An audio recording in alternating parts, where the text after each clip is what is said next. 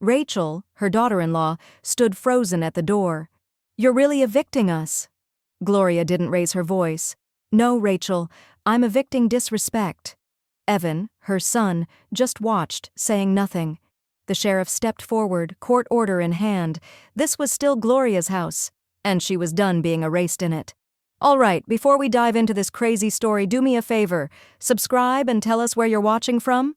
They handed me a styrofoam box like I was lucky to be remembered. But I remembered everything. The door swung open before Gloria even knocked, Rachel's voice pitching upward in that bright, sugary tone reserved for company, not kin. "Oh, there she is. Come on in. We're just getting started." The air inside the house smelled of garlic bread and warm marinara, the kind of scent that once made Gloria feel folded into something. Now it clung like a memory she hadn't agreed to recall. She stepped into the foyer, her coat still draped over her arm, and glanced around the open-concept living room. Laughter spilled from the dining area where the adults were already seated. She spotted Evan, her son, laughing hard at something his father-in-law said. Rachel's parents, of course, sat at the center of the table, wine in hand, beaming. "Let me show you where we've got you," Rachel said, already pivoting away. She led Gloria through the kitchen, where 3 empty stools faced the marble island, then out the sliding glass doors. Outside, a folding table was set up on the back patio, nestled between a kiddie pool and a half-deflated bounce house. 2 neighborhood elders sat on one side, trying not to shiver. On the other side, a cluster of kids jabbed at their food while swiping iPads. An open seat sat between them. "There's your spot," Rachel chirped, placing a paper napkin and a plastic fork down in front of it. "We figured it'd be more chill out here." Gloria smiled politely, her hands tightened slightly on her purse strap. Dinner passed in waves of forced laughter and lukewarm pasta. No one came out to sit with them. The patio light flickered occasionally above, buzzing with a tired moth. At one point, Gloria caught Evan peeking through the blinds, then disappearing quickly back inside. The final insult came wrapped in squeaky white foam. Rachel emerged after dessert, holding the container with a casual shrug. There wasn't much left, but this should do. You know how feeding a crowd goes. She placed it in Gloria's hands like it was a gift. Inside, 2 cold meatballs, a spoonful of overcooked penne, and no bread. "No problem," Gloria murmured. "Thank you." "Of course," Rachel said, then leaned in and added, "Oh, if you don't mind heading out through the side gate, the little one's asleep near the front." Gloria nodded once. She walked around the house, her shoes crunching against gravel. As she passed the front window, she slowed just enough to see the framed family tree gallery hanging near the hallway, photos of birthdays, anniversaries, vacations. There was Rachel's mom holding a newborn, Rachel's dad at the grill, no photo of Gloria, not one. Back in her condo, she removed her shoes slowly, the styrofoam box still resting on the counter like it belonged to someone else. She poured herself a glass of water, took one sip, then set it down untouched. With quiet purpose, she moved to the linen closet in her bedroom. From the highest shelf, behind an old quilt, she pulled out a locked fireproof folder. The label was neat, printed years ago. Property title, 134 Willow Lane. She placed it on the bed, opened the metal latch, and unfolded the documents with a precision only decades of paralegal work could produce. Her name stared back at her from the deed, clean and irrefutable. Gloria Ruiz, 51% ownership. She looked at it for a long moment, then at the takeout box still sitting on her counter. The sound of the refrigerator humming filled the silence. Then she whispered, calm, steady, final. "Then you can take this box and leave my house." She whispers, "Then you can take this box and leave my house." They called it a gift. I called it an investment.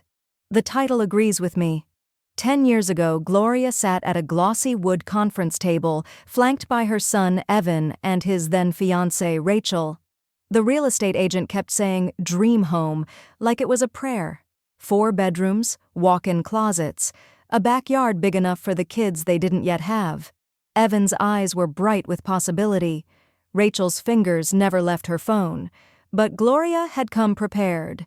She had a cashier's check for $147,000, her entire retirement lump sum, saved over 30 years as a paralegal. She handed it to the escrow officer with steady hands and a tight smile. The mortgage wouldn't have cleared without her. Later that day, over lukewarm coffee in her apartment, she recalled the closing meeting with a strange mix of pride and caution. The attorney had been young, maybe 35, but sharp. "Do you want your name on the deed?" he'd asked. Rachel had blinked, then glanced at Evan. "Oh," Gloria replied softly. "I think so. Just in case." The lawyer nodded. Wise, families mean well, until they don't. That line never left her. Over the next decade, Gloria never once referred to the house as hers. Not in conversation, not in passing. She called it your place when talking to Evan. She mailed birthday cards to their address. She bought a cedar playset for the backyard one year and let Rachel take credit for assembling it. She kept her name off the mailbox, but not off the deed. Instead, she folded the original documents neatly into a manila folder, then into a fireproof bag, then into the upper right corner of her bedroom closet. She marked it in Sharpie, Willow Ellen, 51%, title control. She never brought it up, never needed to, until now. The day after the dinner, after the takeout box, after the patio insult, after the photo wall omission. Gloria sat at her kitchen table, the light from the window hitting just right, highlighting the quiet ache in her chest. Her laptop hummed to life slowly. She clicked into a browser and opened a search bar. She didn't type right away. Her fingers hovered above the keys. She thought of the way Rachel had spoken, casually, almost condescendingly, as if Gloria should have been grateful to be included at all. She thought of Evan laughing while she sat outside with strangers' children, and she thought of the way she had smiled through all of it, graceful, invisible, too polite to be inconvenient. No more. Her fingers began to move. Search. Can a co-owner legally evict another without consent if no rent is being paid? She hit enter. A list of results appeared. Blogs, legal articles, real estate forums. Her eyes scanned quickly. If your name is on the deed and your co-owner is not contributing financially, legal right to request exclusive possession under certain conditions, 30-day notice may be valid depending on the state. She clicked one link, then another. Cross-referenced with a third. Years of legal admin work sharpened her instincts. The more she read, the steadier her breathing became.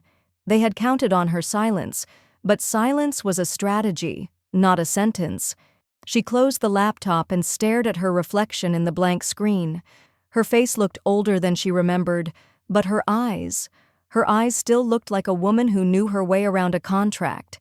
She stood, crossed the room to her file cabinet, and pulled out a blank yellow legal pad. At the top, she wrote, "Next steps, Willow Lane." Below it, "Reconfirm deed language, call Denise, real estate, schedule legal consultation, draft notice, possible 30-day check eviction law, co-ownership cases." Her pen didn't pause. Gloria Googles, "Legally removing co-owners without consent. Can I evict?" They invited me to the party, then treated me like the help. The invitation came as a group text. No name, no greeting, just a digital flyer with glitter fonts and a pastel color palette. Willow Lane housewarming bash. Food, fun, family. Gloria stared at the screen for a long moment. It didn't say thank you. It didn't say we couldn't have done this without you. Just a date, a time, and a link to RSVP. "Still," she replied, "I'll be there. Let me know if I can bring anything." Rachel sent back a thumbs-up emoji. The day of the party, Gloria arrived 10 minutes early with a ceramic casserole dish wrapped in foil. It was hot to the touch, the smell of rosemary and garlic seeping through the lid. She'd used Evan's favorite childhood recipe. It felt like something anchored, something true. She rang the bell and waited. Rachel opened the door, half distracted. "Oh, you're early. Can you actually do me a favor and wait in the car for just a few minutes? The food setup's kind of a madhouse." Gloria blinked. "Of course." She walked back to her sedan and sat there with the dish cooling in her lap. Through the windshield, she watched Rachel wave other guests inside, air-kissing them, handing out flutes of champagne. The front door stayed open after that. No one came to fetch her. She eventually let herself in. Inside, the energy buzzed like canned applause. Music thumped softly from wall-mounted speakers. Balloons floated near the crown molding. Gloria moved through the crowd like a soft wind, unnoticed but ever-present. She placed her casserole on the already crowded buffet table. A man in a checked blazer asked her where the plastic forks were. She handed them to him without answering. Later, as speeches began, Gloria stood to the side of the living room with her purse on her arm, unsure whether to sit or stay standing. Evan raised a glass to thank everyone who made this dream happen. Rachel chimed in, "We built this life ourselves." The crowd clapped. Gloria's hands stayed still. It was after that party that the pattern hardened into something she could no longer ignore. She didn't receive a copy of the family holiday card that year. A friend from church brought it to her. "Look how grown the kids are." And Gloria studied it silently, Rachel's parents in the center, Evan's arm around his wife. The children posed like catalog models. No mention of her. That spring she offered to swing by and sign for a scheduled furniture delivery. Evan said, "Thanks, Mom. Can you wait in the car until they come? Rachel thinks it might feel weird if you're inside without us." Gloria said yes, then sat with the window cracked, gripping the steering wheel like it might anchor her to something solid. Months later, at a school fundraiser, Gloria stood politely in a cluster of parents while Rachel floated through the room like a hostess at a gala. She finally stopped beside Gloria, placing a manicured hand on her own mother's back. "This is the real matriarch of Willow Lane," Rachel beamed. Her mother smiled. The crowd chuckled. Gloria sipped her sparkling water and smiled too, and then she went home and opened a spreadsheet. At the top, Willow Lane, contributions and ownership timeline. She began entering line items one by one. $147,000 retirement transfer, down payment, year 1, $6,800, kitchen remodeling contribution, year 3, $1,200, backyard fence repair, year 6, $950, HVAC service copay, year 8, $400, property taxes, shared, year 9, receipts, PDFS bank transfers. She organized everyone into folders by year, scanned and backed up on a flash drive labeled Willow Lane, Facts, Not Feelings. The final nudge came weeks later, a plain envelope from the insurance company. Inside, the annual homeowner's policy renewal. Gloria flipped through it methodically. Line items, premium breakdown, deductible options. She paused halfway down the page. Primary contact, Gloria Ruiz, mailing address, 134 Willow Lane. They still hadn't removed her. They hadn't thought to. Or worse, they had, and couldn't. She placed the paperwork on her dining table, perfectly centered beneath the vase of wilted peonies, and began to plan. Gloria prints the property insurance renewal, with her name still listed as primary contact. They planned a future without me. I planned one without them. On paper. Gloria walked into Denise's sunlit kitchen with a stack of manila folders tucked tightly under her arm. The scent of brewed chicory coffee floated in the air, and the faint creak of hardwood floors followed her every step. Denise, retired now but once one of the sharpest real estate agents in the county, waved her in with a tight smile and motioned toward the farmhouse table by the window. "You brought the paperwork?" she asked, setting down a steaming mug. "Or are we here to vent?" "Both," Gloria replied, sliding the folders across the table. Denise raised an eyebrow, took a sip, and started flipping. "This looks airtight." "It is," Gloria said. Her voice was calm, but her hands gave her away. They rested stiffly on the rim of her cup, knuckles slightly white. Denise paused at the scanned title deed. "You're still majority owner. They never bought you out?" "They never even brought it up." Denise leaned back, a hint of incredulity in her voice. "Gloria, if they're living in a property they co-own and aren't paying you rent, you have options, especially if there's no written agreement allowing them exclusive use." Gloria nodded once, having already suspected the answer, but hearing it confirmed, with clarity, with confidence, settled something deep in her chest. "What are we talking?" Gloria asked. 30-day notice? Denise gave her a look like she already knew the answer. "If they're not contributing financially and you've never signed away possession rights?" Yes. You have every legal right to initiate a reclaim. Co-ownership does not mean perpetual free ride. You've been patient. Document it, notarize your notice, and let the rest unfold. Gloria didn't smile, but her shoulders eased ever so slightly. Good. I already have a draft. Back at home, the kitchen table had transformed into a legal staging zone. Her yellow legal pad sat beneath a neatly typed letter of intent, addressed to Rachel and Evan, with language that walked the line between formal and final. This letter serves to formally notify you of my intent to reclaim active residency at 134 Willow Lane, pursuant to the terms of shared title ownership filed with the county clerk's office. This notice complies with the standard 30-day requirement for reoccupation under joint property statutes. She folded it carefully, slid it into an envelope, and placed it in her outbox beside her keys. First thing tomorrow, she'd take it to the notary. For the first time in years, Gloria felt not just protective of her past, but prepared for her future. Later that evening, she sifted through an older accordion file labeled HELOC, Home Equity Loan, 2013. It was mostly closed out, until something caught her eye. A contractor invoice. Custom kitchen redesign, Willow Lane amount. Billed, $9,245, paid in full. Gloria Ruiz, home equity account, she. Stared at the paper. She hadn't seen it in nearly a decade, but there it was, her account number at the bottom, her signature on the transfer form. She remembered now. Rachel had wanted new quartz countertops and subway tile. Evan had promised they'd handle it later. They never had. She pulled the invoice closer, reading every line. It wasn't just a kitchen, it was a receipt for erasure. Because while they posted DIY transformation photos online, Gloria had been the one footing the labor. She reached again for her legal pad and wrote, under a new header, Amendments, Financial Contribution Log, Kitchen Remodel, $9,245, paid via my HELOC, Year 3, no reimbursement, no acknowledgement, no more assumptions. Then she opened her laptop and created a folder on her desktop, Take Back Plan, Phase 1. She finds a contractor's invoice for the home, paid using her old HELOC. They gave me a takeout box. I gave them 30 days. The envelope was hand-delivered at 10:14 a.m. sharp. Gloria didn't drop it in a mailbox or send it through a courier. She wanted there to be witnesses.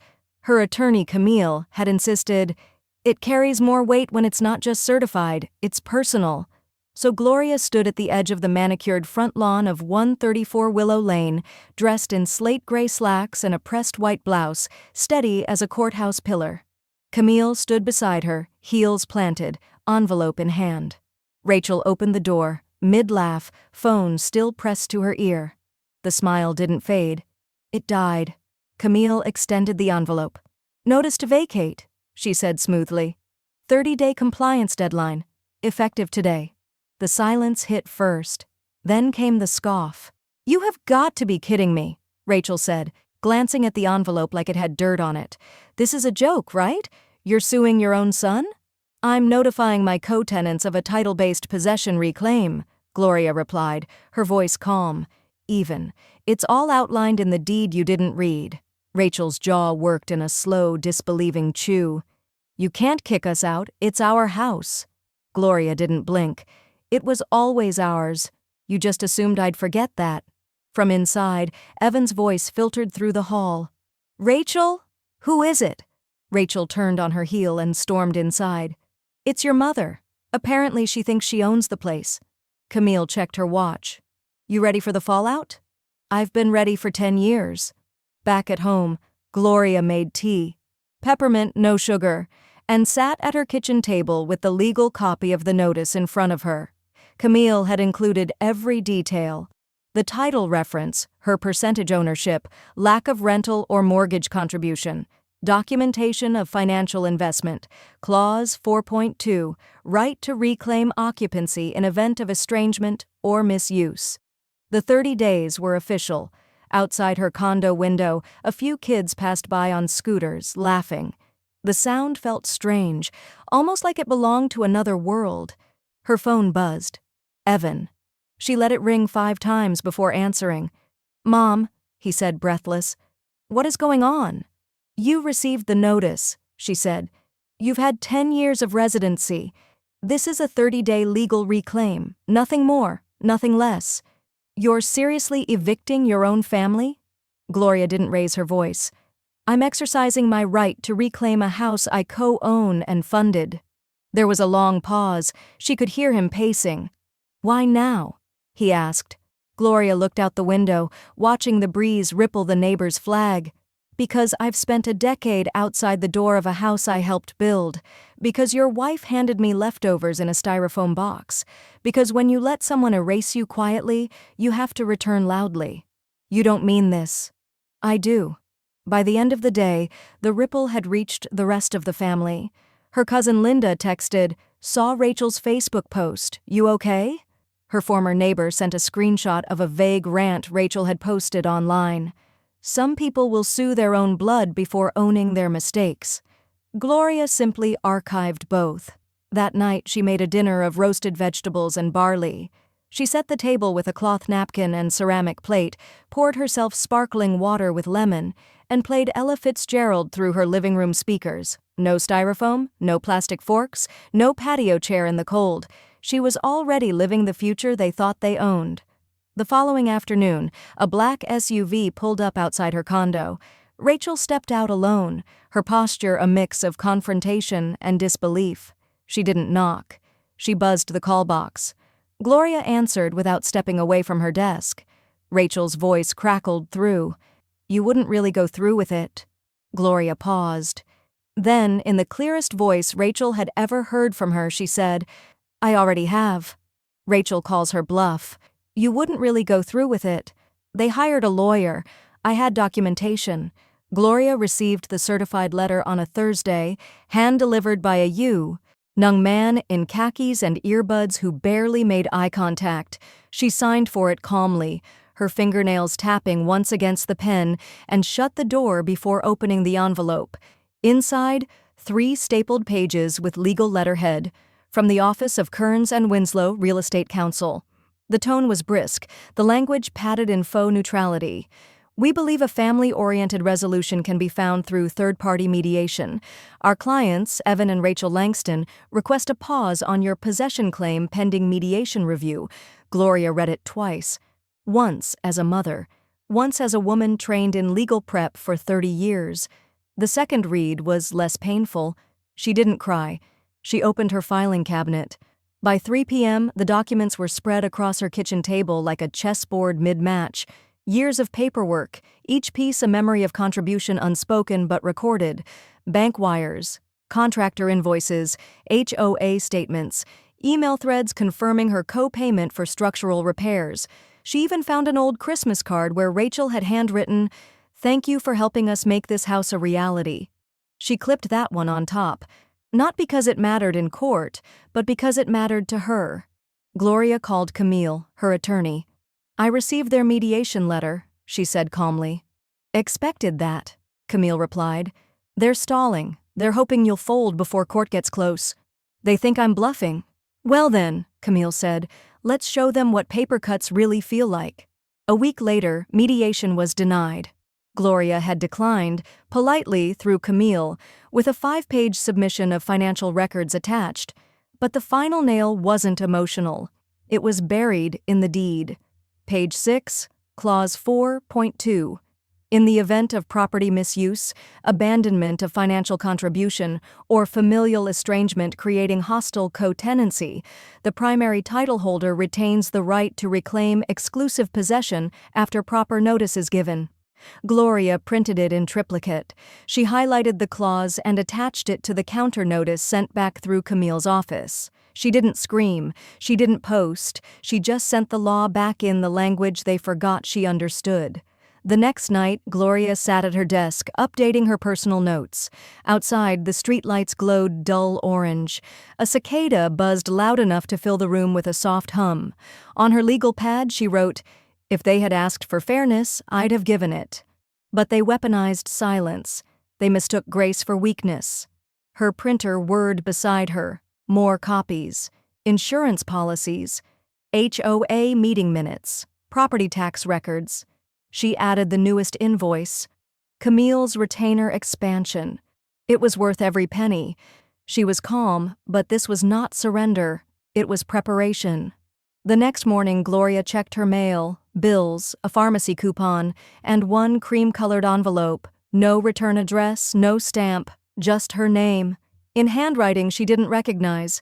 She opened it cautiously, her breath catching for a beat. Inside was a single sheet of stationery. No letterhead, just 6 words written in ink too heavy to smudge. "You've embarrassed your family. Back down." There was no signature. There didn't need to be. The threat wasn't legal. It was emotional. But Gloria didn't flinch. She walked to her scanner, fed the note in, and added it to a folder on her desktop marked Attempts at Intimidation, 2023. Then she made a new note in her journal. "They keep forgetting I'm still part of this family too. I just stopped playing the fool." Gloria receives an unsigned envelope with a note. "You've embarrassed your family. They wanted me erased. They removed my photo from the wall, my name from the mailbox, and my chair from the table. But she still knew my birthday." The message came quietly, as most meaningful things do now. Gloria had just settled into her recliner with a paperback and a cup of chamomile when her phone lit up on the side table. The screen glowed with a name she hadn't seen in months, Emily Langston. Her heart clenched, then steadied. The message was simple, typed without punctuation or fluff. "Happy late birthday. Sorry about everything. Can we talk?" Gloria stared at it for a moment, feeling a delicate thread pulling at her chest. She didn't respond right away. Instead, she let the warmth of the tea rest in her palms, the silence stretched just long enough to know she was choosing her answer. She finally typed back, "Coffee bean. After school. My treat." No emoji, no punctuation, just a quiet yes. The next day, Gloria arrived early. She always did. She chose the booth near the corner window, the one with the old scratch in the table shaped like a lightning bolt. She placed her handbag beside her and ordered 2 drinks, a regular dark roast for herself and a caramel chai latte with oat milk, Emily's favorite since the age of 14, when she'd stopped drinking anything boring. Outside, wind teased the patio umbrellas, tug, at the corners of napkins. The sun filtered through the blinds, throwing slanted gold lines across the table. At 3:41 p.m., the bell above the entrance chimed. Emily walked in, eyes scanning nervously until they landed on Gloria. She looked older than the last time Gloria had seen her, shoulders slightly hunched under her hoodie, earbuds still tangled in her hand. Her expression was somewhere between relief and shame. Gloria stood slowly, opened her arms without words, and pulled her granddaughter into a soft hug that lasted one breath longer than necessary. "I ordered your drink," Gloria said as they sat down. "Some things I still remember." Emily looked down, smile twitching at the corner of her mouth. "Thanks, Grandma." They sat in quiet for the first few minutes, the kind of silence that isn't uncomfortable, just careful. "I saw the notice," Emily finally said, "and the comments. Mom's been saying you've lost it." Gloria gave a small, dry chuckle. "I've lost a lot, but not my mind." "I didn't believe her," Emily said quickly, leaning forward. "I mean, I didn't know the whole story, but I knew you wouldn't do something like that for no reason." "You're right," Gloria said, folding her hands on the table. "I wouldn't." "What happened?" Emily's voice was soft, earnest. "Why now?" Gloria didn't sigh. She didn't launch into anger or self-pity. Instead, she spoke the way she once delivered case summaries. Calm, steady, but layered with meaning. "I co-signed for that house 10 years ago," she began. "Used my entire retirement payout for the down payment. My name's on the deed. I never asked them for anything in return, just mutual respect, and that evaporated over time, room by room, memory by memory, until one day they handed me leftovers and asked me to be grateful." Emily's face stiffened. She looked away briefly, nodding. "I saw the post, the one with the takeout box. That was low." "It was revealing," Gloria said gently. "Is it too late to visit?" Emily asked suddenly. "The house, before it changes. I know it sounds weird, but I kind of want to see it again. Just once, with you. Gloria felt something shift in her chest. Not forgiveness exactly, but recognition. That small seed of being seen finally by someone who mattered. No, she said. It's not too late. Emily smiled. This time it reached her eyes. That evening, Gloria sat at her desk as dusk folded across the window. She opened the folder labeled Estate, Revision Notes, and flipped to the page that bore her signature.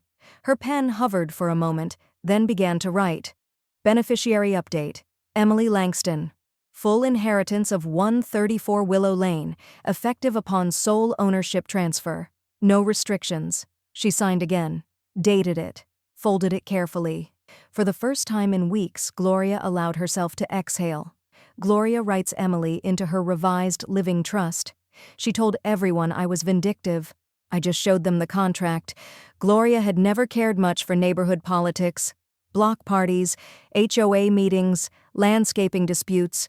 They were the kind of suburban performances she preferred to watch from a distance, tea in hand, screen door half closed.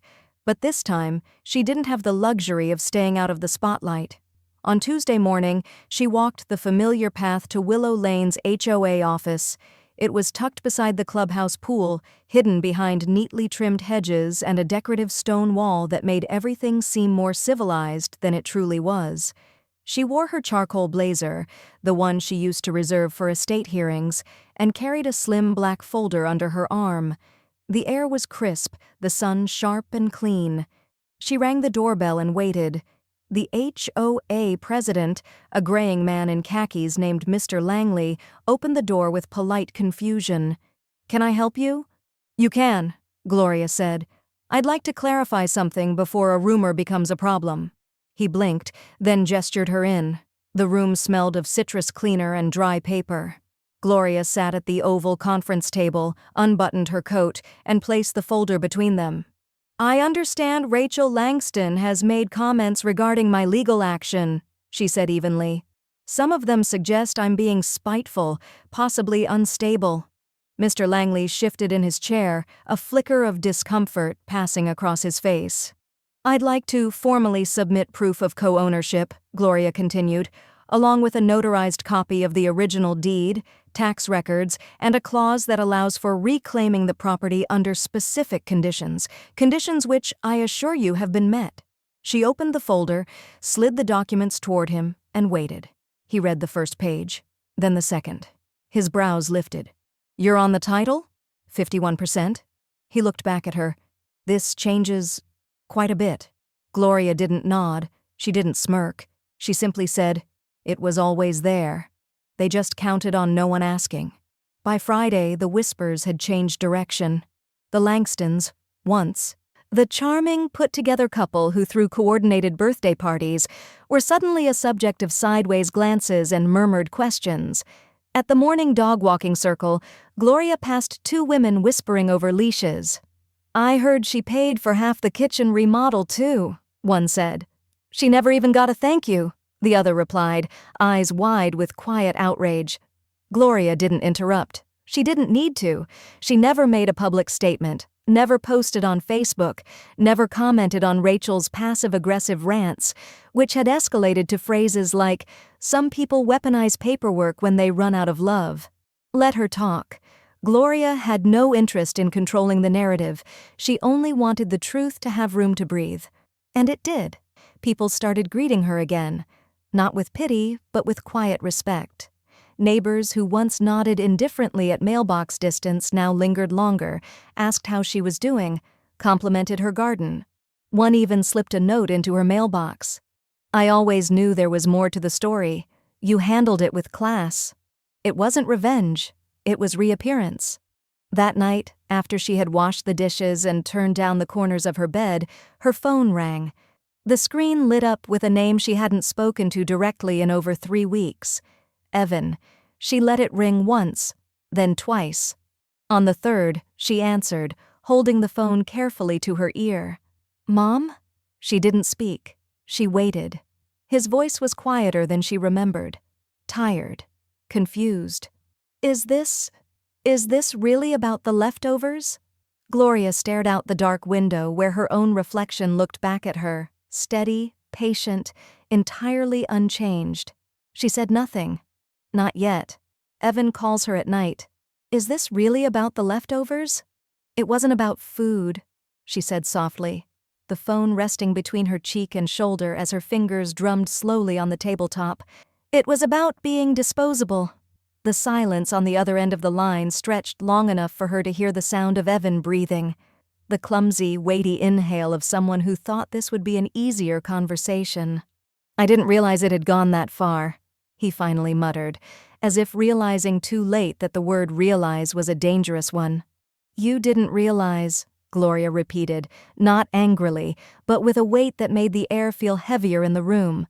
That night, when Rachel handed me a styrofoam container like it was a party favor, you were in the kitchen, Evan. You looked right at me and said nothing. I thought you were okay with it, he said quietly. She closed her eyes. The teacup in her hands was still warm, but the heat did nothing for the chill climbing up her spine. You thought, she echoed. That's the problem. You thought because I stayed silent, I didn't notice. She stood up, walking to the bookshelf where her leather-bound journal sat between two cookbooks. The spine was worn, and the pages had that soft crackle of something handled often. She brought it to the table, opened it to a marked page, and let her voice steady as she began to read. September 3, 2016, Evan asked me to drive across town and wait for a mattress delivery. Rachel asked me to stay in the car because her stylist was there and it would be awkward. I stayed in the car for 90 minutes. She flipped the page. November 22, 2017, Thanksgiving. I made 3 pies. They served store-bought dessert. My pies were never unwrapped. Another page. August 15, 2019. I offered to help with back-to-school supplies. Rachel said, "We've got it," but told her mother I was too unreliable to be part of their routines. Gloria's voice didn't crack. It didn't rise. It just stayed present, which was more powerful than anything rage could deliver.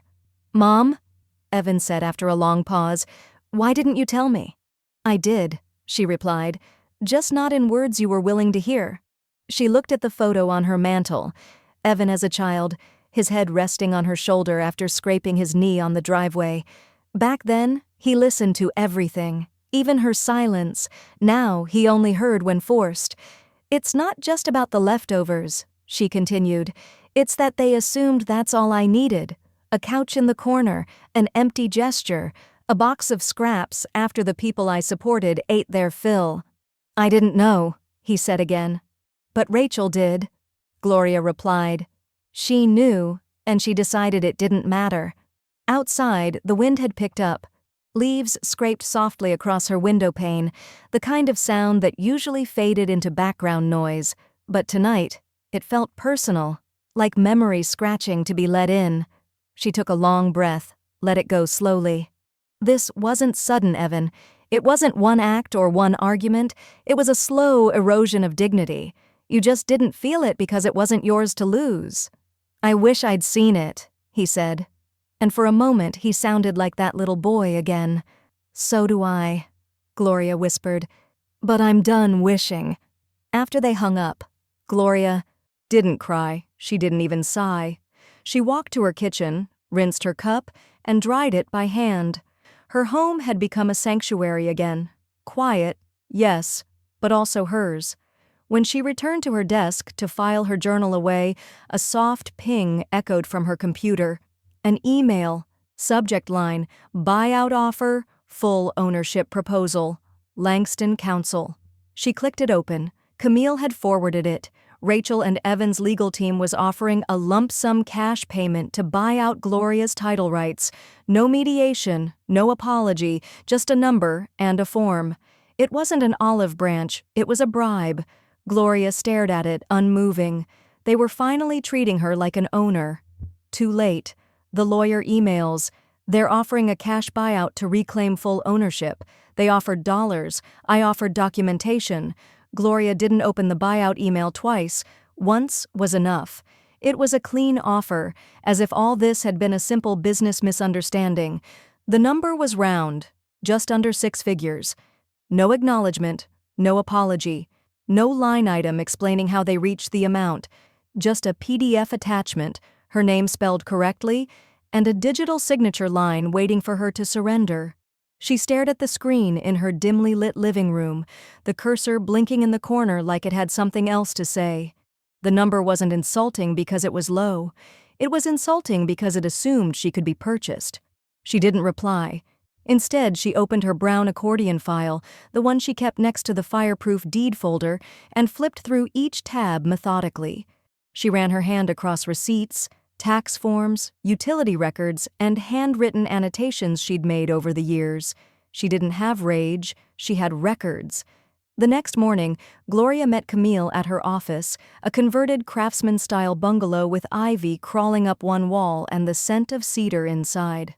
Camille looked up from her laptop. So they finally flinched. Gloria placed a manila folder on her desk. They're trying to tidy the mess without acknowledging the room. Camille raised a brow. Want to counter? Gloria nodded once, but not with emotion. With numbers? For the next 2 hours, they went line by line. Property taxes unpaid by Evan and Rachel since 2017.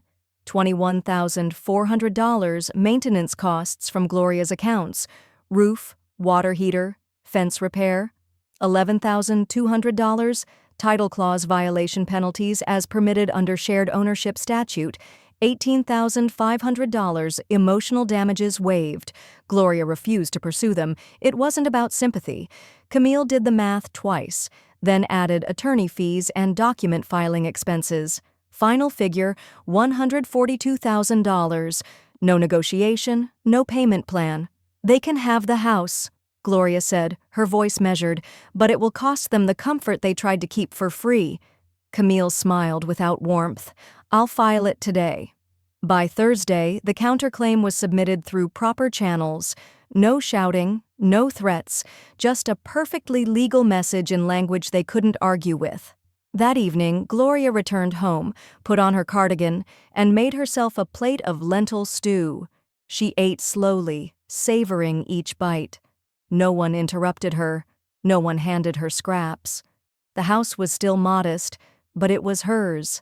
Every object inside had a history, and none of it was pretend. Then, just after sunset, her phone buzzed. Camille's name lit up the screen, followed by a short message. Rachel posted something. I think you should see it. Gloria hesitated for a moment before opening the link. It led to Rachel's public Facebook page. The caption sat above a filtered photo of Rachel, her hand resting pensively on her chin. Never trust people who pretend to help. Some wounds don't need lawyers, they need boundaries. The comments flooded in. Cloying sympathy, performative support, and one-liner affirmations like, "Your heart is too big, that's the problem." Gloria read every word with the composure of someone who had seen the same play a dozen times, just with different curtains. She didn't reply. She didn't need to. She closed the post, turned off her phone, and reached for her journal. She flipped to a clean page and began writing. They think silence is surrender, but sometimes silence is just step one. Rachel posts online, "Never trust people who pretend to help." They weaponized feelings. I wielded facts. The accusation came on a Thursday, slipped into the stack of court filings like a hidden knife beneath paperwork and polite formatting. Gloria's attorney, Camille, scanned the document twice before saying anything. Then she looked up, lips pressed into a tight, incredulous line. "They're alleging emotional abuse," she said quietly. "From you." Gloria blinked once, not in surprise but in weariness. "They're calling you manipulative, controlling, that your behavior caused long-term psychological stress, particularly for Rachel." Gloria's first reaction wasn't anger. It was a slow, familiar numbness. The kind you feel when someone rewrites your story in front of an audience that's only half listening. "I funded half her therapy," Gloria replied calmly, "and drove her to most of the appointments." Camille nodded. "I know. I already pulled the receipts. They're in our packet. But this..." She tapped the paper. "This changes the tone." That evening, Gloria sat at her desk, the late October light fading across the wood grain like watercolor bleeding into the edges. Her tea had gone cold. She pulled out a folder labeled Wellness and Mental Health an archive of her own journey. Inside were copay receipts, appointment summaries, email confirmations from licensed therapists over the past 8 years. She had nothing to hide, but she had everything to protect. At the bottom of the stack was a letter, sealed in an envelope she had never opened, given to her 2 years ago by her current therapist, Dr. Hall, in case she ever needed to verify her treatment history. She broke the seal gently. The letter was printed on thick linen paper and began, "To whom it may concern, Gloria Ruiz has been my patient for over 5 years.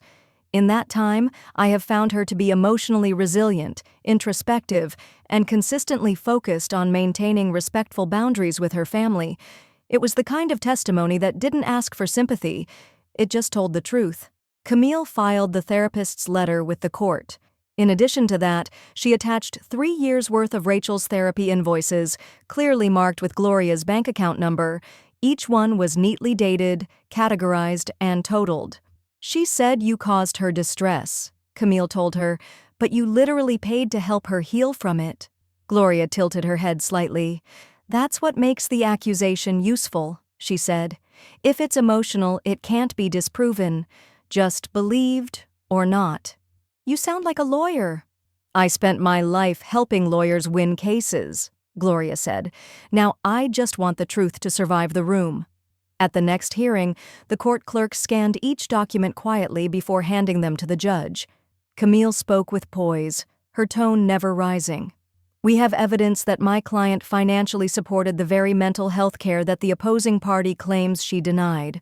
We have a licensed therapist's signed letter attesting to Ms. Ruiz's emotional health, and we have itemized documentation showing Rachel Langston's claims are unsubstantiated." Across the aisle, Rachel shifted in her seat, her posture less confident than the last time. Her lawyer conferred with her quietly, voice tight with nerves. Then came the twist neither of them expected. Camille stood. "We'd also like to enter into the record a signed affidavit from Dr. Lila Worthman, Rachel Langston's therapist of record, declining to testify in support of her patient's emotional abuse claim." The courtroom stilled. Camille handed the document forward. It read simply, "As a mental health professional, I cannot provide testimony that supports a version of events I do not clinically agree with. Dr. Lila Worthman, Ph.D., LMFT." After the session adjourned, Gloria stepped out into the crisp afternoon air. The breeze tugged gently at the edge of her coat, and for the first time in weeks, she felt something close to relief. Not triumph, not vengeance, just confirmation. She walked to her car slowly, past people who didn't know her story, didn't know how close she'd come to being cast as the villain in a family play she'd helped finance from Act 1. Her phone buzzed just as she reached the door. A message from Camille. "Next step, settlement. Rachel's own therapist refuses to testify. I can't support a false narrative. They wanted closure on their terms. I wanted accountability." The letter arrived in a navy blue envelope, unusually heavy for something that promised resolution. Camille placed it on Gloria's kitchen table like she was delivering a verdict, not an offer. The flap was already sliced open. Gloria didn't ask how. "They're ready to settle," Camille said, "but they're making it conditional." Gloria took a sip of her tea before reaching for the papers. The steam fogged her glasses slightly. She didn't wipe them clean. She wanted to see the truth blurred before she brought it into focus. The top page was cleanly formatted. Legal letterhead, neutral language. No blame, no emotion, just one line that stopped her cold. "Ms. Ruiz shall agree to confidentiality in perpetuity, all claims, discussions, and proceedings to remain private, including but not limited to emotional or financial grievances." Below that, an offer, drop the case, and they'd waive their legal fees. In return, she would disappear from the narrative entirely. She set the paper down and exhaled. "So, they want to erase the story," she said. "Not correct it," Camille nodded. "They're asking for silence. Yours." The next morning, Gloria sat on her porch with the letter folded neatly on her lap. The sky was a bright, indecisive gray, clouds moving across it like thoughts she refused to suppress. Her neighbor's wind chimes clinked in soft, irregular intervals, breaking the stillness just enough. Her phone buzzed. A message from Evan. "Let's talk. Just you and me. No lawyers." She considered ignoring it, then reconsidered. Some things weren't about fairness. They were about finality. They met at a public park near the duck pond where Evan used to feed breadcrumbs from his stroller. Gloria arrived first. She didn't bring the letter. She didn't need to. Evan approached slowly, his hands buried in his coat pockets. He looked tired. Smaller than she remembered. He sat beside her on the bench without speaking. For a moment, they just listened to the rustling leaves and the faint splash of water nearby. "I don't want this to get uglier," he finally said. "We're willing to let everything go if you sign the clause." "Define everything," she replied. "The buyout, the statement, the fight. You get peace. We get closure." She turned toward him. "You mean I get silence? You get control." "It's not like that, Mom." "It's exactly like that," she said, calm but firm. "I've kept this family's secrets longer than you've been married, and I stayed quiet through every slight, every erasure. But now, you want a signature that says it never happened. We're trying to protect the family's future. I'm trying to protect my past." He hesitated. "Then what do you want?" Gloria reached into her purse and pulled out a single sheet of paper. Her terms. "I'll withdraw the damages request and transfer full ownership," she said. "But in return, I want one of two things. Your choice." Evan scanned the page. A written apology, signed by both Rachel and Evan, acknowledging Gloria's contribution and mistreatment to be made public within their HOA newsletter. The eviction to proceed without delay, with full ownership reverting to Gloria. No further contest.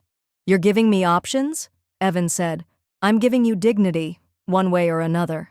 That evening, Camille emailed the proposal to Rachel's attorney. The response came 12 hours later, not through legal channels, not from a firm, but directly from Rachel via text. The words were brief, icy. "You'll be dead soon anyway. What's the point?" Gloria read the message once, then again. Her jaw didn't tighten, her hands didn't tremble. She simply looked up from her phone and said aloud, to no one in particular, "That's the point." Rachel replies, "You'll be dead soon anyway. What's the point?" "They waited for me to die. I decided to live louder." Gloria signed the final page of the revised trust with a pen that didn't shake. Her signature was slow, unflinching. Black ink on ivory paper, a name fully owned. The notary, an even-toned woman with gray braids and a polite efficiency, stamped the document, slid it back across the table, and said, "That's it. It's all official." Gloria didn't smile.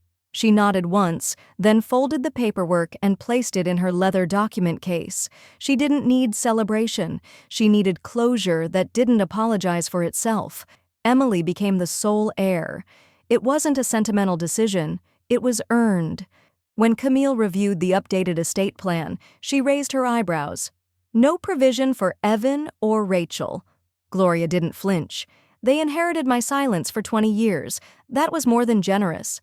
In addition to the deed, she included a substantial donation of her remaining home equity, $73,000, to a senior legal aid foundation. The funds were to be earmarked for women in housing disputes who, like her, were silenced by obligation and diminished by politeness. Camille pressed her hand gently on the table. "That's going to help a lot of people." Gloria looked up, eyes clear. "It already helped me." A week later, the HOA posted the official record online. There it was, tucked between noise complaints and pool maintenance announcements. "Property transfer approved, 134 Willow Lane, new primary owner, Gloria Ruiz." The document included a timestamp, an embossed seal, and no mention of who had lived there before. Gloria saved a copy to her desktop and printed one for her safe. That afternoon, she walked the length of the front yard, a quiet procession with pruning shears in one hand and determination in the other. She trimmed the overgrown hedges herself, tossed the faded seasonal wreath, pulled out the cheap lawn stakes that read, "Live, laugh, love." She didn't want slogans. She wanted solitude with integrity. Inside, the rooms felt different. Not brighter, not softer, just unburdened. She opened the windows wide, let the autumn air sweep through the hallways like truth clearing out the dust. She replaced the framed art with black and white photos from her early years, her first courtroom badge, her college graduation, a candid photo of her and Emily blowing out birthday candles when she was 8. She didn't reclaim the house. She redefined it. The day Evan and Rachel left, Gloria stayed upstairs. She heard the soft thud of boxes on the floor, the rolling wheels of luggage, the occasional muffled murmur between them. No yelling, no door-slamming dramatics, just the mechanical hush of people who had been told they no longer belonged. She didn't watch them go. She had already seen enough. Instead, she sat in the master bedroom with a book in her lap, not reading, just listening, measuring the final footsteps of entitlement. At 4:52 p.m., the front door clicked shut for the last time. She waited. 5 minutes, then 10. And then she descended the stairs, each step more solid than the one before. The living room was empty. No leftover things, no note, just the faint imprint of where a rug used to be, and the smell of Rachel's rose-scented diffuser fading into nothing. She walked through the house slowly, touching the banister, the corners of the doorframes, as if blessing it all back into truth. The final stop was the front porch. Gloria stepped out, cool air pressing gently against her cheeks. She sat in the rocking chair she'd once been offered only out of pity and stared at the pale blue sky where evening had begun to settle. Behind her, the house was quiet. Heron. No more pretending. No more second-hand roles in a story she helped write but was never credited for. She reached into her cardigan pocket, pulled out a folded note. Not the cruel one Rachel had texted. A new one. A quote she'd scribbled that morning in her journal, almost without realizing it. Dignity is never gifted. It is reclaimed. She tucked it under the potted succulent beside the door. Just in case someone came back looking for meaning. They'd find it there. But she wouldn't be waiting. Evan and Rachel vacate the house quietly, 30 days complete. I walked into the master bedroom they never let me see. It was smaller than I expected. Gloria stood in the doorway for a full minute before crossing the threshold. The door had been left ajar, not by accident, she assumed. A parting gesture that pretended not to be symbolic, but was. Just like everything else with Rachel. The room still held the faint trace of sandalwood and some kind of artificial lavender, diffuser oils clinging to the drapes. The bed had been stripped, the dresser drawers left open and empty. On the far wall, an ornate frame remained, a quote printed in scripted cursive, "In this room, we rest, we dream, we love." Gloria stared at it, expressionless. She stepped further inside, the old floorboards letting out a polite creak beneath her. Light from the late afternoon sun pooled along the rug, catching the gold threads woven into the corners. The carpet had been expensive, but careless, stained faintly near the foot of the bed, likely from coffee or self-tanner. Maybe both. She walked to the window and unlatched it with 2 fingers. It stuck for a moment. Then, with a dry groan, it opened. The breeze rolled in instantly, cool, unsentimental. She inhaled deeply. Finally, the room belonged to the air again. Emily arrived an hour later in paint-splattered leggings and an oversized hoodie. "Which room are we killing first?" she asked with a grin. "The one that told everyone I didn't belong." They started with the walls, smoothing primer over the beige gloss Rachel had always preferred. It was the kind of beige that aspired to be elegant, but really just felt like absence in color form. Emily dipped her roller into a pan of deep slate blue and pressed it to the wall. "This color's kind of dramatic," she said. "So am I," Gloria replied, deadpan. They both laughed, an unburdened sound that filled the space more honestly than anything that had lived there before. In the closet, behind a stack of dusty gift bags and tangled scarves, Emily found a small cardboard box. She handed it to Gloria without a word. Inside, a handwritten note, folded once, deliberately, with no envelope. No greeting, no signature, just Rachel's slanted handwriting on thick stationery. "Some people only help to hold things over you. You were never a mother to me. You were a mirror I never asked for." Gloria's fingers hovered above the paper, not touching it, just hovering, as if waiting for the words to dissolve or transform into something less cheap than they were. She set the note on the edge of the dresser and said nothing. Emily crossed her arms. "You don't have to read that again." "I won't," Gloria said. That evening, as dusk folded across the backyard like closing velvet curtains, Gloria struck a match in the fire pit. She didn't crumple the note. She didn't rip it or curse it or perform rage for an audience that no longer existed. She simply placed it in the center of the flame. The edges curled quickly, like they couldn't get away from the message fast enough. The ink blistered, then vanished, until the page became nothing more than smoke and memory. Emily watched from the porch, a mug of cider in her hands. "You feel any different?" she called softly. Gloria stared into the embers. Lighter. The fire crackled in the silence that followed. No. Tense. Not final, just true. Inside, the house had started becoming hers, slowly, room by room, but outside, at that moment, she owned something more valuable: the right to decide what no longer deserved to live inside her. Gloria burns the note in the fire pit.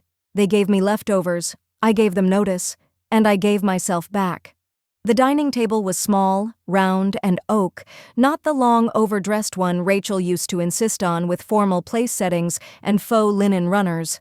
Gloria preferred this one. It fit just 4 chairs. No leaf extensions, no illusions. She set the table herself. Simple white plates, gold-rimmed glasses, and a small vase of fresh rosemary cut from her garden. No centerpiece, no statement, just space. At 7 o'clock sharp, the front door opened without hesitation. Emily was first to arrive, holding a ceramic pie dish with both hands like it was sacred. Behind her came Camille with a bottle of wine and a tired smile.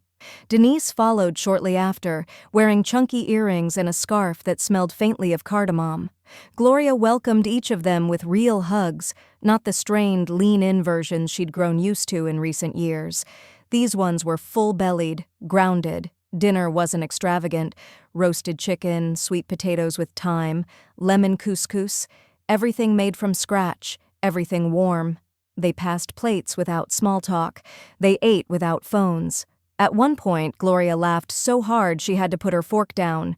Midway through the meal, Emily stood quietly, her glass of cider raised. "I'd like to make a toast," she said, looking only at Gloria. "To women who remember everything and still forgive." The table fell quiet. Camille reached over and gently touched Gloria's hand. Denise murmured, "Amen to that." Gloria said nothing at first. She lifted her glass, nodded once, and drank. The silence that followed wasn't empty. It was full of everything that no longer needed to be said. Later that evening, after the dishes had been washed and the candles extinguished, Gloria climbed the stairs to the master suite alone.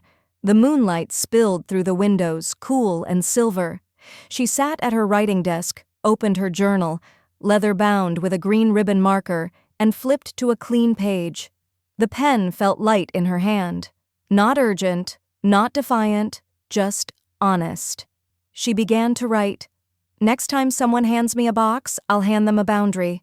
She paused, then added, "Inheritance isn't just money. It's memory.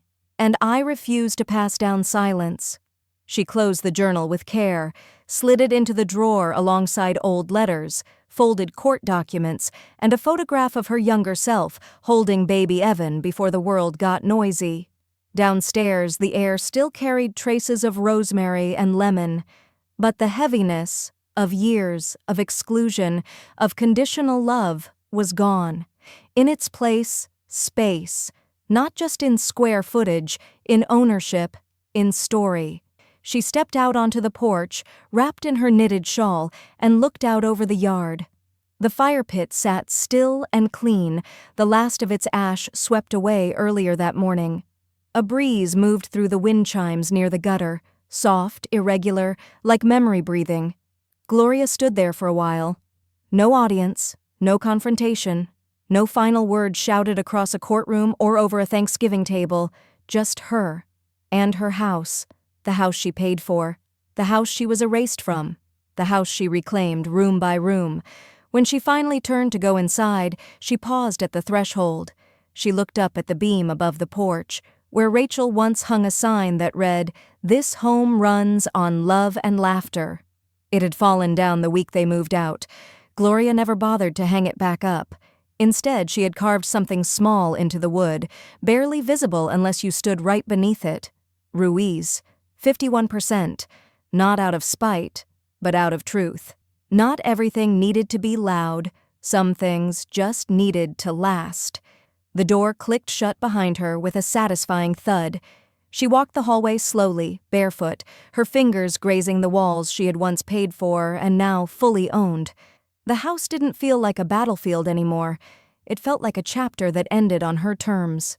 She reached the stairs, paused once more, and smiled, quietly. Not the kind of smile you perform for forgiveness, the kind that says, "I see myself now, fully, and that's enough." They boxed me out, I boxed them out, in writing.